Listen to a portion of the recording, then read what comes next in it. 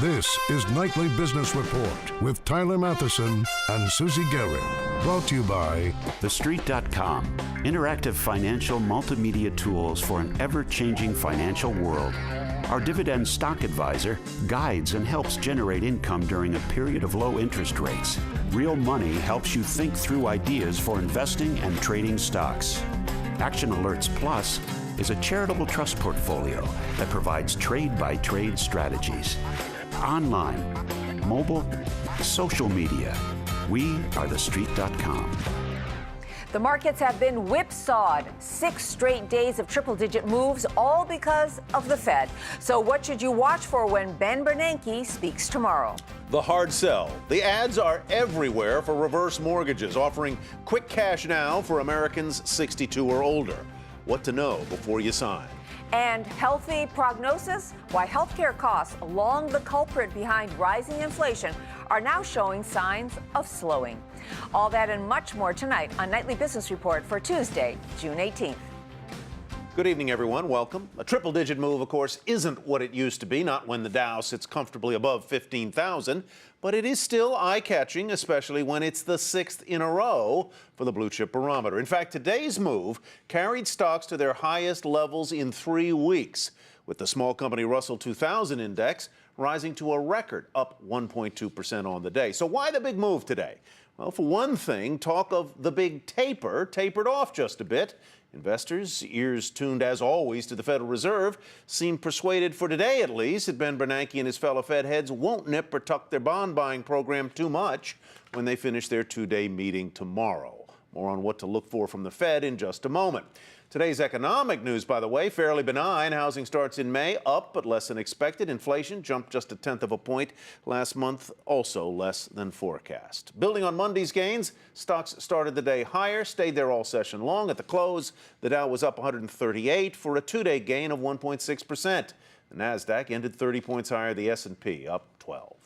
So what will the Federal Reserve policymakers do, and how will traders and investors parse through every single word from Chairman Ben Bernanke in his press conference on Wednesday? Kelly Evans takes the pulse of some Wall Streeters on what to look for from the Fed. It's the most important Fed meeting since, well, the last Fed meeting. Anyone hoping traders have moved on from their obsession with Federal Reserve policy moves must be sorely disappointed. Ben Bernanke just has to open his mouth and say hello, and the market's going to move. See, everyone's looking for the slightest hint the Fed's going to change course. I think this latest bounce back off the 50-day at 1,600 has definitely been in anticipation of some dovishness from Bernanke tomorrow. If we don't get that, I think we sell off. What's the one thing the Fed can do or say tomorrow that you think will be a calming presence on the markets? I don't think there's anything they can say that will be calming. For weeks now, markets have traded on speculation, rumors, and reports about just what the Fed will decide to do when its 2-day meeting concludes tomorrow afternoon. It's been a seesaw ride for Wall Street in the last few weeks. Stocks started selling off on May 22nd when Fed Chair Ben Bernanke said continued improvement in the labor market could prompt the Fed to pull back on stimulus within the next couple of meetings. Then stocks rebounded when the Wall Street Journal last week said the so-called tapering of bond purchases was not in the cards this time around.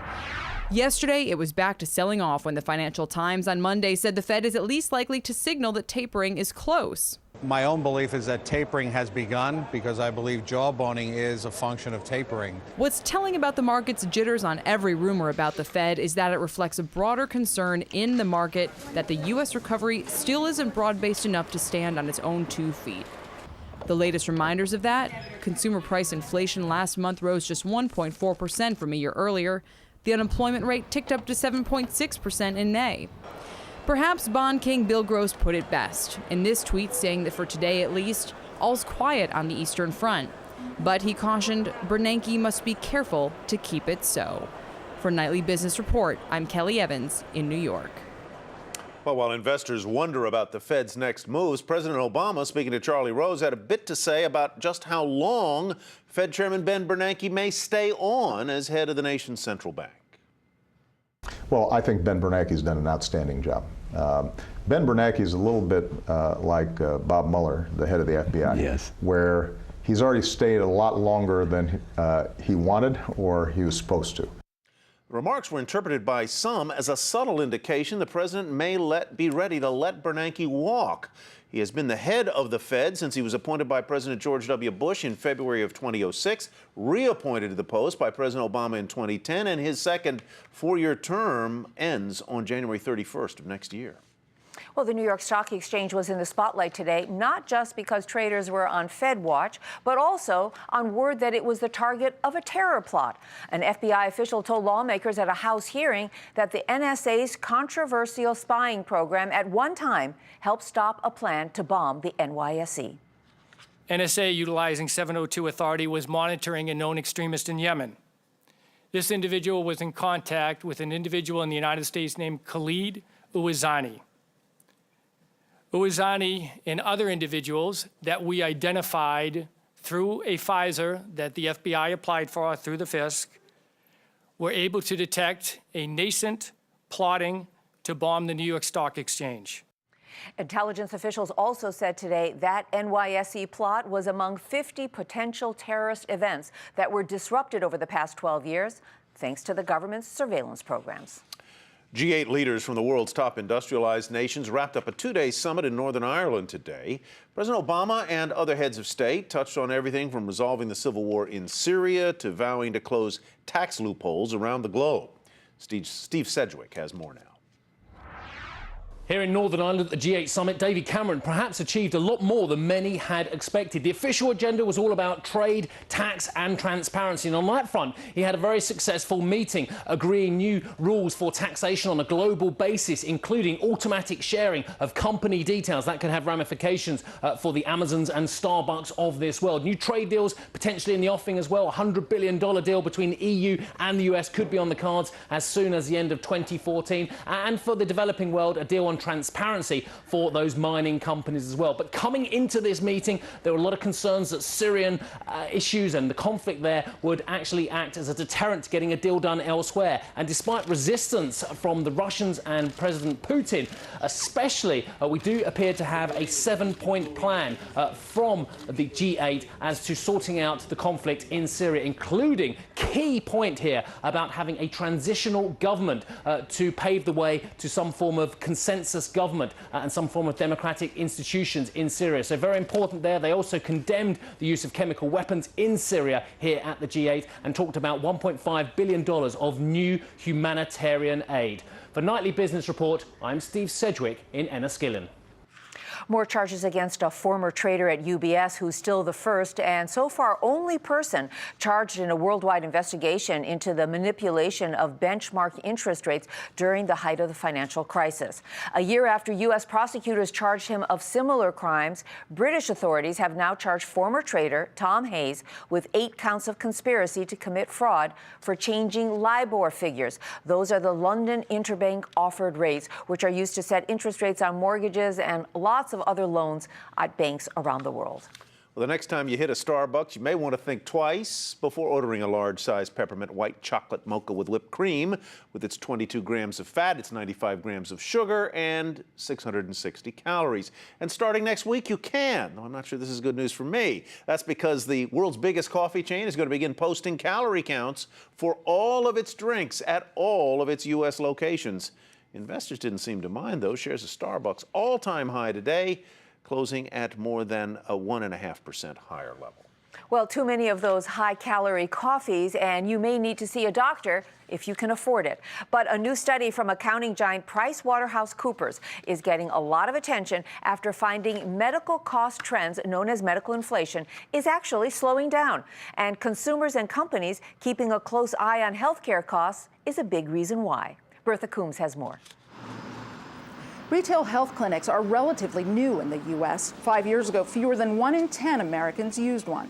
I go to Canada a lot, and I see all these clinics all over the place, and that's what people do in that kind of market. But last year, 1 in 4 of us opted for a more affordable clinic at some point instead of our doctor's office or an emergency room. I wouldn't use an emergency room other than absolutely necessary because I know how expensive it is. Those kind of cost-conscious decisions are helping to drive down healthcare inflation, says PwC Managing Director Cece Connolly. If you think back to, say, the early 1990s, the healthcare cost trajectory was straight up, double-digit increases year after year. We're now really coming down into the 4-5% range. In a new report, PwC projects medical costs for the nation's largest employers and their workers will grow 6.5% next year, down a full point from their estimated 7.5% growth rate for 2013. Part of the reason is workers like Deborah Plossin are footing more of the bill. Well, I feel like they keep taking more and more away from my benefits, more deductions, and they're paying less and I'm paying more. Employers are also pushing back at providers like hospitals. Lowe's and others are opting to send workers to high-performance health networks like the Cleveland Clinic and Mayo Clinic. These are places that employers are signing direct contracts with to do some of the most difficult cases that they might have. And because their outcomes are so solid, it actually brings down the cost. PwC believes that this new cost-conscious trend among patients and payers is here to stay, and the taming of medical inflation will result in long-term savings. For Nightly Business Report, I'm Bertha Coombs. And still ahead, the most important questions you need answered if you're considering taking out a reverse mortgage. But first, a look at some of the stocks hitting 52-week highs today.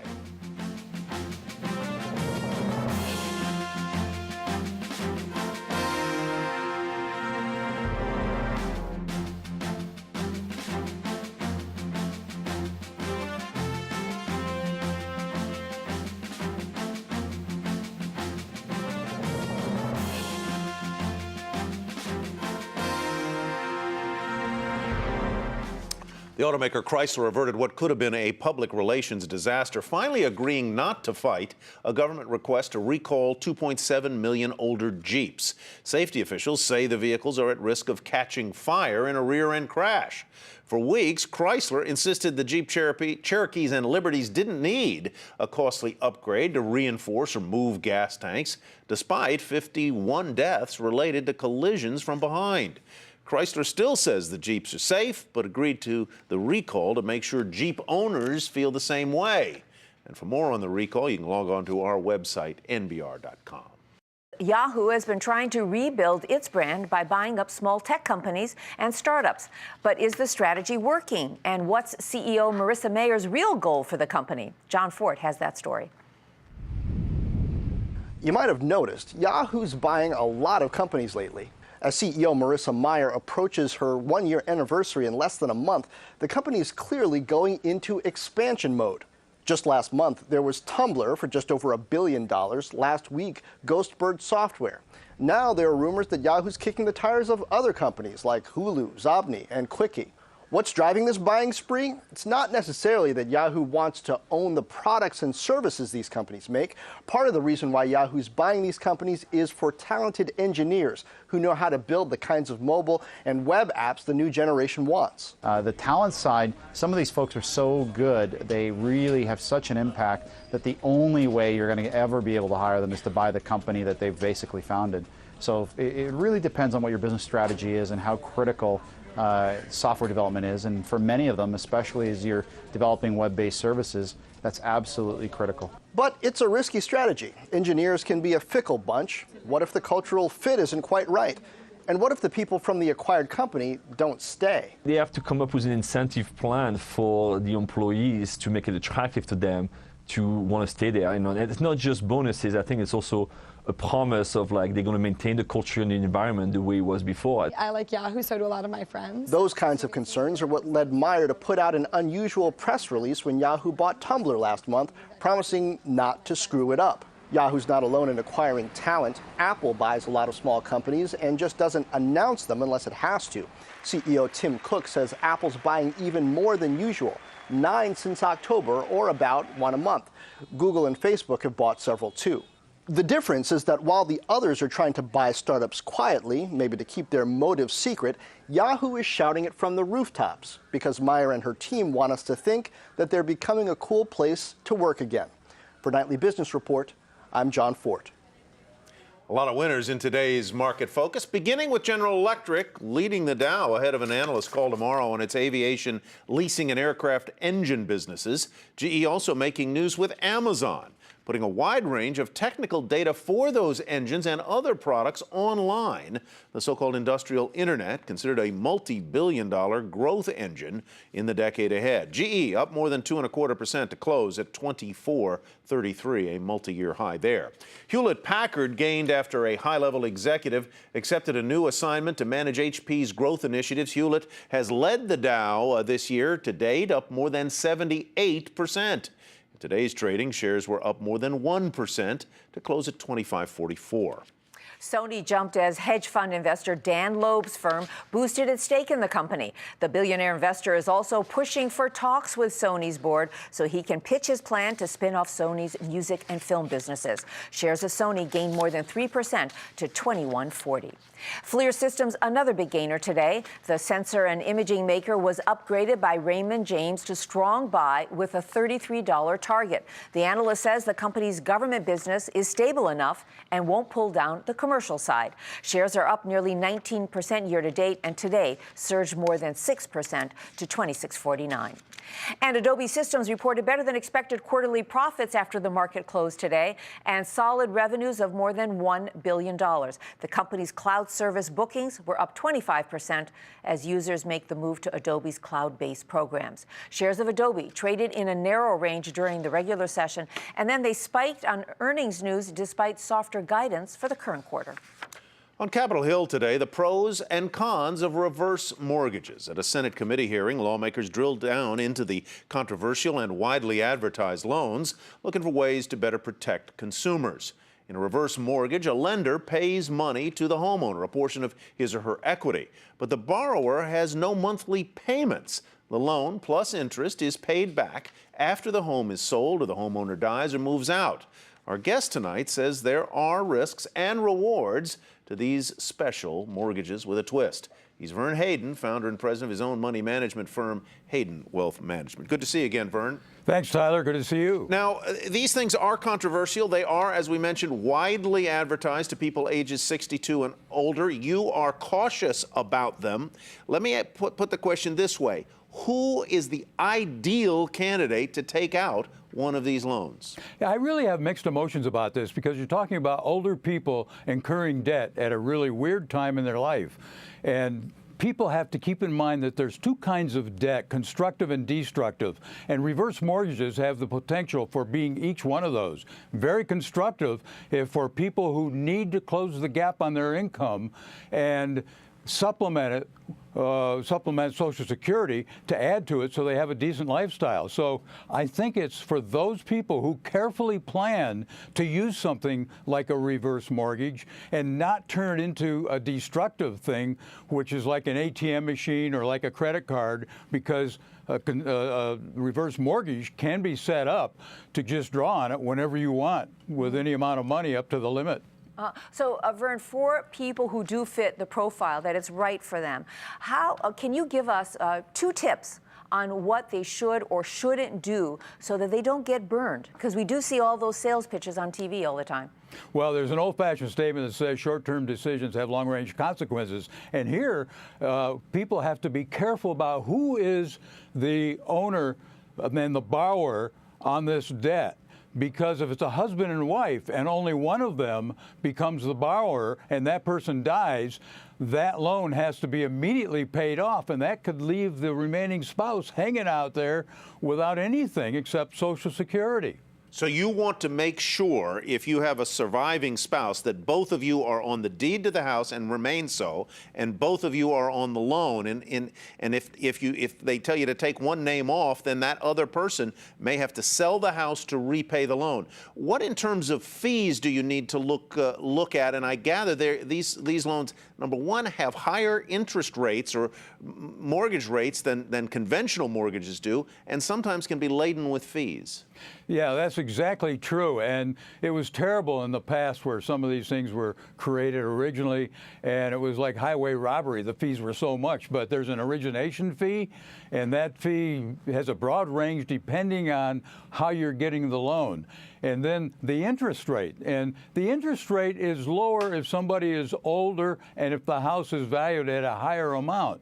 But people have to be careful. Those interest rates now can range anywhere from 5 to 7%. And sometimes even higher. So people have to negotiate and so forth. I think the safest way for most people to take a look at this is to look at the federal housing authorities along where they insure the loans, and they also make sure that every person considering this has a good counselor by their side before they commit to the loan. Oh, that's really good advice. Vern, you do give advice all the time to your clients. So let's say you have a baby boomer, still on the young side and needs to have some financial help with bills or debt or whatever. If not a reverse mortgage, what advice do you give? Well, in the first place, you got to be 62 in order to take it.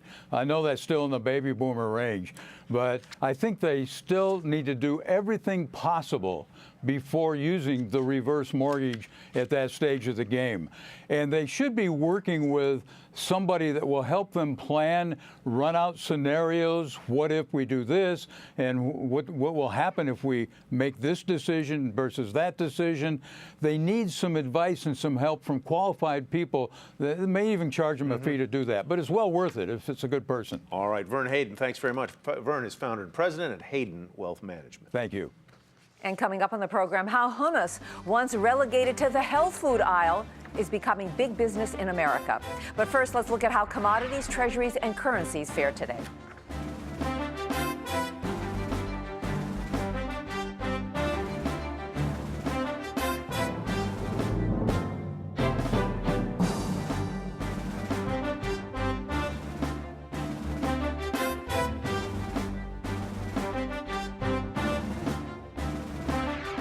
Things just got a lot harder if you want to keep your elite status in United Airlines frequent flyer program, especially if you're a discount ticket buyer.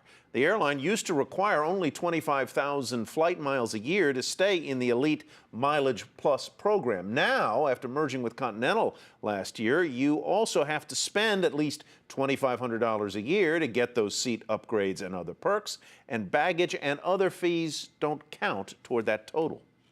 A bold move by the U.S. government today to prop up sugar prices. The Department of Agriculture will spend about $38 million to buy homegrown sugar for the first time in more than a decade. The government will make the sugar available to refiners.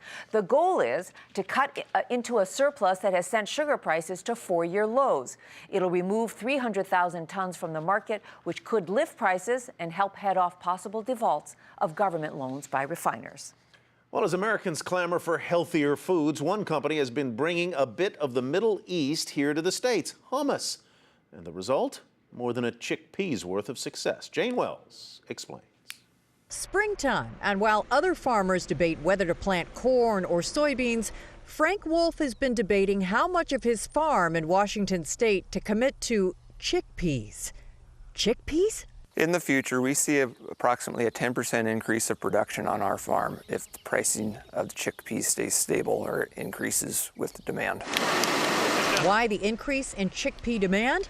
They are the main ingredient in hummus, a Mediterranean staple which is increasingly becoming the dip of choice in the U.S. You see, start from the chickpeas, that, this is the chickpeas we are using, okay? Ronan Zohar is CEO of Sabra, by far the dominant player with over half the market. Sabra is a joint venture between Pepsi and Israeli-based Strauss. And in 6 years, the company says sales have grown from $16 million to $800 million. And most Americans haven't even tried hummus yet. The penetration of hummus in the U.S. is a low number right now. It's something like around 20% of household penetration, so the opportunity is huge for us. Sabra is pouring some profits into a new R&D lab in Virginia to figure out new flavors Americans might like and the best chickpeas to grow to improve yields. And to meet demand, the company is also talking to Virginia tobacco farmers to see if they'll maybe switch to chickpeas. Big picture, Sabra hopes Americans just won't be dipping hummus, they'll be spreading it. Watch out, peanut butter. It's only the beginning. As I say, it's only the beginning, okay? Sabra's success has not gone unnoticed in the Mideast, where apparently the Lebanese have complained that Israel has co-opted the product in terms of branding. Zohar has said in essence that if they could reduce tensions in the Middle East to merely a food fight, that would be fine. For Nightly Business Report, I'm Jane Wells. And finally tonight, two stories about dollar bills. The first, Ben Cohen, a co-founder of ice cream maker Ben & Jerry's, was in Washington today, stamping dollar bills with the slogan, "Not to be used for bribing politicians." It's part of his push to get corporate money out of politics. And then there's Treasury Secretary Jack Lew's signature, which got a massive makeover just in time to appear on new U.S. currency. Here's what Mr. Lew's signature used to look like when he was nominated for the post back in January. But after some needling by colleagues, including his boss, President Obama, here's how his John Hancock will appear on new $5 bills that hit the presses this summer. So maybe you can use those $5 bills to buy some hummus. Oh, I like those little squiggles, the old Jack Lew signature. That was funny. Didn't look like much of a signature. No. That's Nightly Business Report for tonight. Thanks for watching, everyone. I'm Susie Garrow. And I'm Tyler Matheson. Thanks from me as well. Have a great evening, everybody. And be sure to log on to our website, nbr.com. We'll hope to see you back here tomorrow night. Nightly Business Report has been brought to you by TheStreet.com, interactive financial multimedia tools for an ever-changing financial world. Our Dividend Stock Advisor guides and helps generate income during a period of low interest rates. Real Money helps you think through ideas for investing and trading stocks. Action Alerts Plus is a charitable trust portfolio that provides trade-by-trade strategies. Online, mobile, social media. We are TheStreet.com.